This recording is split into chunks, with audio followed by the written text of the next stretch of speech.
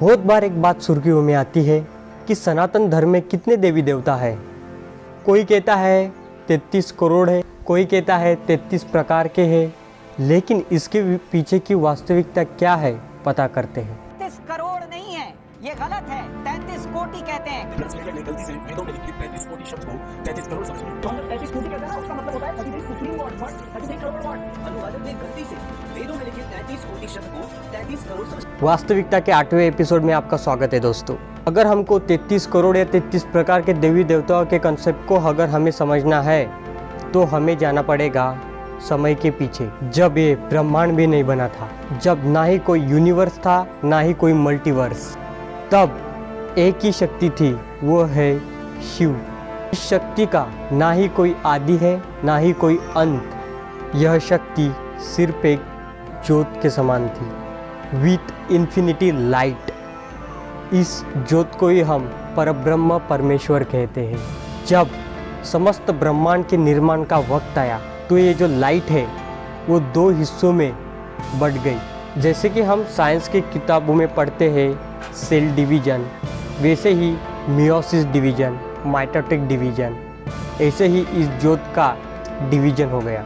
एक शक्ति ने रूप लिया नारायण का और दूसरे ने रूप लिया शंकर का। डिवीजन्स के साथ साथ उनकी पावर्स भी बढ़ गई।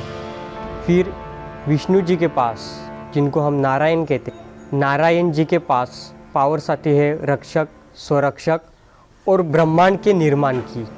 और भगवान शंकर जी के पास आती है पावर्स डिस्ट्रॉयर की। भगवान नारायण के पास 2 तरह की जिम्मेदारी आ गई थी, एक रक्षक की, स्वरक्षण की और ब्रह्मांड के निर्माण की। फिर नारायण जी ने अपने नाभि से ब्रह्म जी को निर्माण किया और उनको निर्माता यानी कि क्रिएटर की भूमिका दी गई।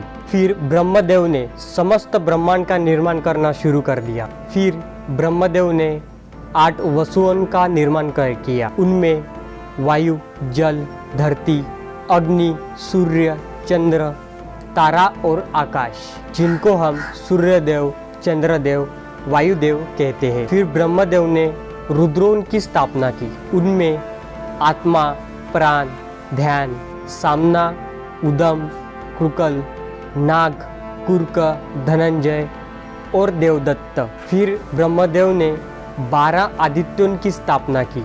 उनमें चैत्र, फाल्गुन, वैशाख, ज्येष्ठ, आषाढ़, सौन, भाद्र, अश्विन, मार्ग, पौष इनकी स्थापना की। फिर इन देवताओं को पिरोकर रखने के लिए इंद्रदेव और एक प्रजापति का निर्माण किया। ऐसे ही ब्रह्मदेव ने पशु, पक्षी, फूल, छोटे से छोटा और बड़े से बड़ा ब्रह्मांड का निर्माण किया। और ऐसे ही हमारी पृथ्वी बनी। फिर है नारायण। नारायण जी को हम विष्णु भगवान भी कहते हैं। भगवान विष्णु की भूमिका संकट के समय पर पृथ्वी पर वापस आना और अच्छाई और बुराई के बीच संतुलन बनाए रखना। सबसे पहले मानव की उत्पत्ति मत्स्यदेव से हुई। मत्स्यदेव भगवान विष्णु के पहले अवतार थे। बाद में कुर्क, वराह, नरसिंह, वामन, परशुराम, राम, कृष्ण और कलयुग के अंत में भगवान विष्णु कल्कि अवतार लेके पृथ्वी पर वापस आएंगे।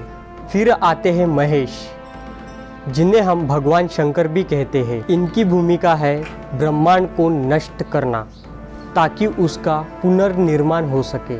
भगवान शंकर अपने शक्तियों का उपयोग आज भी इस दुनिया के भ्रम और खामियों को नष्ट करने में किया जाता है, जिससे लाभकारी को परिवर्तन का मार्ग प्रशस्त होता है। और भगवान शंकर को शस्त्र का देवता भी कहा जाता है, यानी कि गॉड ऑफ वेपन्स।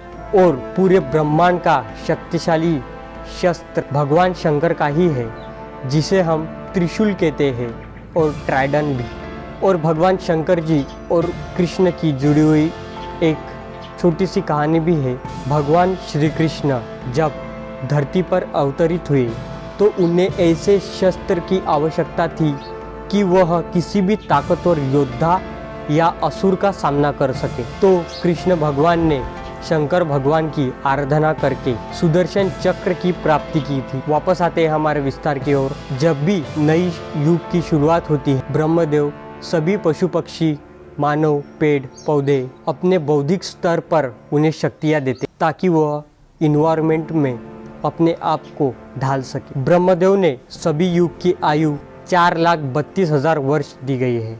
जब भी युगों की शुरुआत होती है, बहुत बार जगत के कल्याण के लिए, कभी बुराई के विनाश के लिए, कभी मानव कल्याण के लिए परमेश्वर अपने अंश को धरती पर अवतरित करते हैं। जबकि जब जब मानव कल्याण या मानव पर कोई संकट आता है, परब्रह्म परमेश्वर धरती पर एक नया रूप लेके अवतरित होते हैं। और जब जब ये सवाल आता है, सनातन धर्म में कितने देवी देवता हैं? 33 प्रकार या 33 करोड़, ये वेदों से आए हुए शब्द हैं और वेदों को बनने में हजारों लाखों साल हो गए हैं। उनके बाद भी साक्षात परब्रह्म परमेश्वर कई बार हमारे पृथ्वी पर अवतरित हुए हैं, जैसे कि नीम करोली बाबा, नीलकंठ स्वामी वर्णी, साईं बाबा, गुरु नानक जी, श्री स्वामी समर्थ जी महाराज और श्री संत गजानन महाराज। ये साक्षात कलयुग के देवता थे।